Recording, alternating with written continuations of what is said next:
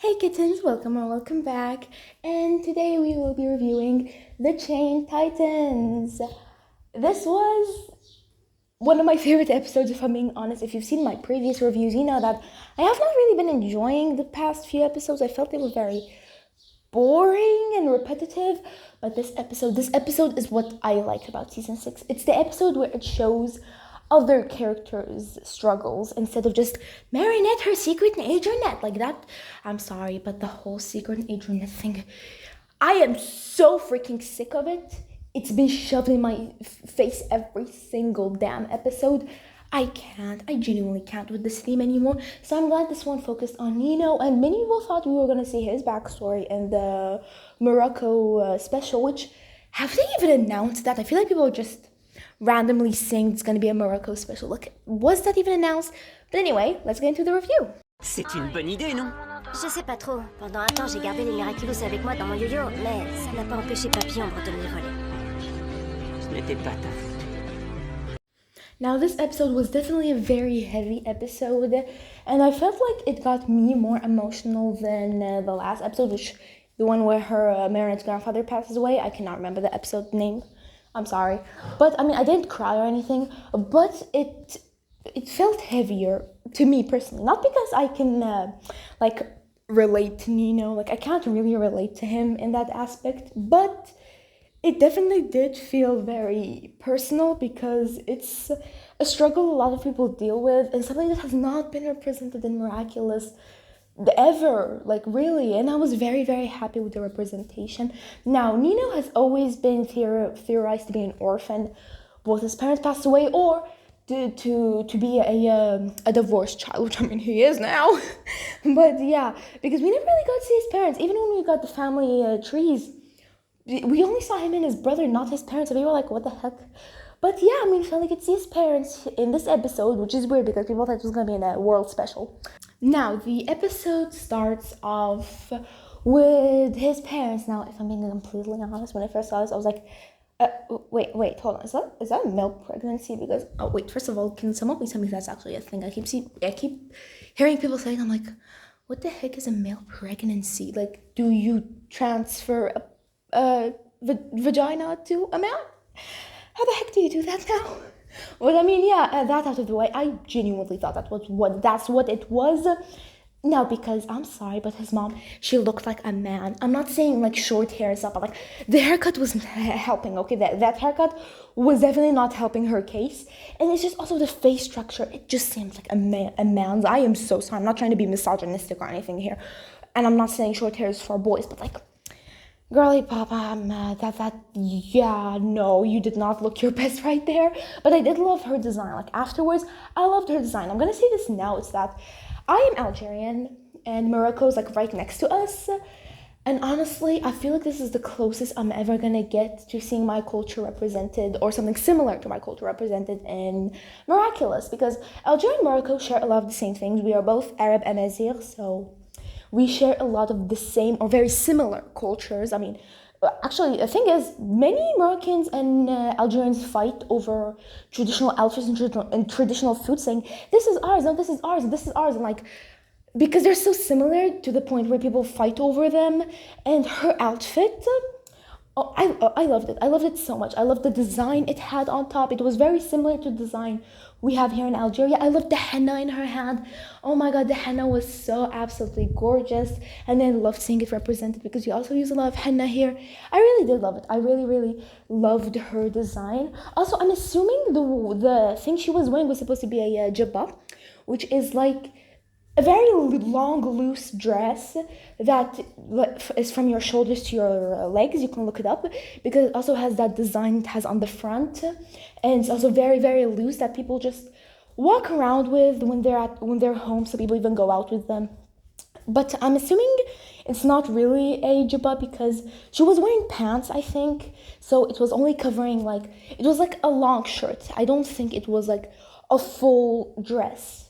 I can't remember, but I'm pretty sure she was wearing pants. But I definitely did love seeing that represented because it's the closest I will ever get to seeing something that's similar to my culture represented, which is weird because France and Algeria have a very, very, very long history with each other.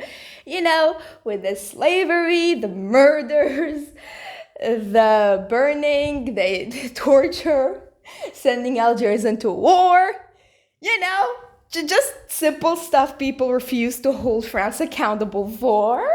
It's not that serious, really.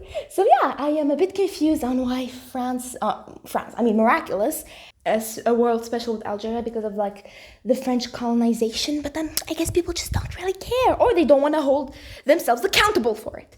But yeah, I'm sorry, I just got a bit pissed off. I don't hate France, okay? If anyone, don't take this the wrong way. I've been to France before. I love France, but I don't hate it. It's history.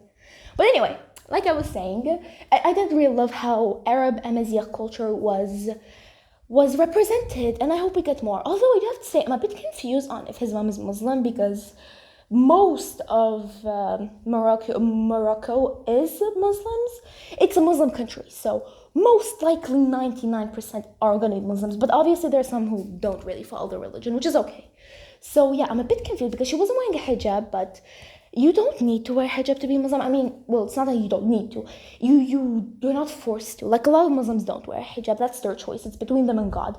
So I'm a bit confused if she is or not. I really hope religion doesn't get represented in Miraculous, because it can lead to so many problems. I'm not even going to talk about it. Like, so many controversies, so many stereotypes. So I hope they're just going to represent culture and not religion. I genuinely hope they don't add a hijabi character or any religious characters, because yes, representation and stuff, but it's gonna cause a lot of harmful stereotypes. Although I do wonder if she might be Muslim, but Nino isn't, because he's not Muslim. He cannot be Muslim because he dates Alia. He's very clearly in a relationship with her. And in Islam, you are not allowed to date. It's marriage first, dating second. That's so fucking stupid, but I did not make the rules. But anyway, so yeah, I'm not assuming, he definitely is not Muslim. So, is his mom? I don't know. Usually kids follow their parents' religion until they're adults. But honestly, I'm just gonna assume none of them are. I hope they don't represent religion. Again, this is probably gonna spark a controversy, but this is just my opinion. Anyway, now talking about a lot of other stuff. The whole family drama Nino has going on. I absolutely loved the representation so much. Like, his parents fighting, that like at first they seemed so happy they were gonna have a child and like travel the world, and then they got into fights and they never really got their trip. I wonder why they didn't get their trip. I'm assuming having Nino was very tiring and time consuming and stuff, and I felt like this was a very nice lesson on how kids can either strengthen a relationship or break it, which is sad. It's not the lesson the show was trying to teach you, definitely not, but it's something you realize it, and you take away from the episodes that yes, having children can be nice, but can also break a relationship. It's not the children's fault. If you aren't happy in a relationship, then you were really never meant to be together. And I am very surprised Nino doesn't blame himself for his parents' divorce at the end. That was actually confusing. I felt like it would have been interesting to have him blaming himself, like an arc about that, but honestly, I guess they just don't care about Nino that much to give him a whole arc about himself. So anyway, I did really love how at the end they did get divorced. Like, I was so incredibly scared we were gonna get a Ladybug tells them, be good to each other, you two love each other, you have sons, be nice. They were gonna be like, oh, Ladybug, yes, of course, we will be nice, Ladybug. You have solved all of our problems, then let's go. My sons, we are now a happy family and we're gonna go travel the entire world. I'm happy that wasn't the case. I'm happy they did decide to get divorced, because they clearly weren't good for each other, and it was a very realistic ending. It was more realistic than, oh, well, Ladybug told us we're good for each other, but we're good, okay, we're a happy family now. And I'm very happy that Miraculous finally had a realistic ending, because most Miraculous endings really aren't that realistic. So this one was such a breath of fresh air. Definitely one of my top 5 Miraculous episodes of this season. I loved it very, very much. Although I do have to say, I'm a bit confused with the villain design. I mean, the villain design, it was useless. I'm assuming Lilac just did it to try and get Marinette's attention, because we know that her role is really to just confirm Marinette's Ladybug. It's not to take the Miraculous. So I guess she doesn't really care about the Miraculous that much, because that villain was stupid and was not going to get her the Miraculous. But I am a bit confused on the design, because I'm pretty sure it's based off of Greek statues. I saw people saying it's based off two Greek gods or something like that. I don't know who. I don't really study Greek mythology and or anything. I'm not sure if it's even Greek mythology. I'm sorry if I'm wrong about that. But please educate me in the comments. I would love to learn on what they were based off of. But it kind of felt weird because his parents are Moroccan.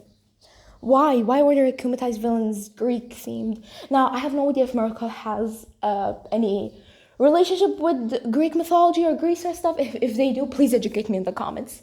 But I mean, yeah, that the villain design kind of confused me a bit. But yeah, now talking about other things I really liked. Nino and Alia's relationship, they're so cute. I honestly didn't really care about their relationship that much before. I definitely do now. They're absolutely adorable together. I adore them. They're such little cuties. I adore them. I adore them. I adore them so much. I have such a huge stuttering problem. I should get that checked. But yeah, another thing I wanted to mention is that when Nino was blowing bubbles in the school tower, I'm not sure, I think it was a tower or something. I heard people say that was a metaphor for smoking or vaping because he was so depressed and stuff, and I honestly really like that theory. Like, I honestly do hope it was actually meant to be a metaphor because it's actually so cool and has such a deep meaning. I felt like it was a very, very like sneaky way to include something like that, but it also felt really real, and I definitely do really like it. And another thing I'd like to mention very briefly is Meredith and Adrian, like, being heroes together. It was cute. It was really cute. I like their designs. I mean, Adrian honestly just looked like a 10-year-old boy from some random Disney Channel cartoon. If you've seen them, you know what I'm talking about. I also really like Marinette's outfit, though. I thought it was simple. I'm pretty sure it's based off like that one traditional outfit in China. I'm not gonna try to pronounce it, but here's a picture. I really do wish they had like the decoration on the top. It would make it look a lot more full and not so bland. But it was a really nice touch. I definitely did like it when I saw it was like a dress, like something like that. It was really cool. Also, her shoes also being inspired by her culture. I did not realize them at first, but then I didn't. It's like they're just so cool. I love that we get to see her more Asian side sometimes. It was really nice. Her design was really cool. I definitely liked it. It's one of my favorite Marinette designs. Their names, though, I did not really like their names that much. I can't even remember them. So yeah, we're not gonna talk about that. But yeah, this is what I wanted to talk about this episode. There are probably a lot of other things I want to talk about, but I'm a very, very, very busy woman, and I cannot really stay here and talk about it for a lot more because I need to go study. I really hope Miraculous doesn't release any more episodes for like the next 3 weeks. Miraculous, please, I'm begging you, give me time. As soon as I finish my studies, I'll come back. But yeah, I'd love to hear your thoughts and opinions and see you in my next one. Bye, kitty cats.